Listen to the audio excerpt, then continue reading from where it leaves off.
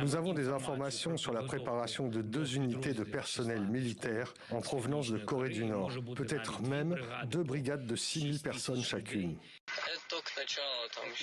À en croire ces images, Volodymyr Zelensky dit vrai. Cette vidéo, tournée par un soldat russe, a été authentifiée par des chercheurs en OSINT.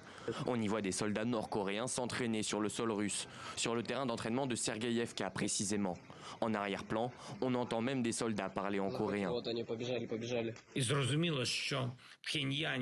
Il est clair que Pyongyang, comme Moscou, ne compte pas les gens et ne valorise pas les vies humaines. Mais nous sommes tous également intéressés par la fin de la guerre et non par sa prolongation. C'est pourquoi nous devons arrêter la Russie et ses alliés ensemble.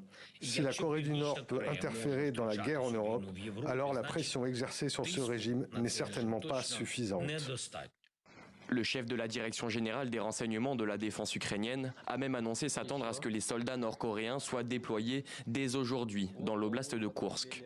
De son côté, Washington, qui soupçonne depuis longtemps, aux côtés des services de renseignement sud-coréens, les envois d'armes nord-coréennes vers la Russie, a confirmé la présence des soldats sur le sol russe.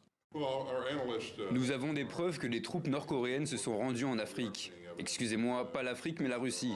Que font-ils exactement? Cela reste à voir. Ce sont des choses que nous devons éclaircir. Nous vous en dirons plus à ce sujet plus tard. Mais oui, il y a des preuves qu'il y ait des troupes en Russie. Pour Mark Rutte, le secrétaire général de l'OTAN, il s'agit là de l'escalade la plus significative depuis février 2022. La Corée du Nord est en effet, depuis le début du conflit, le premier pays à envoyer des hommes côté russe.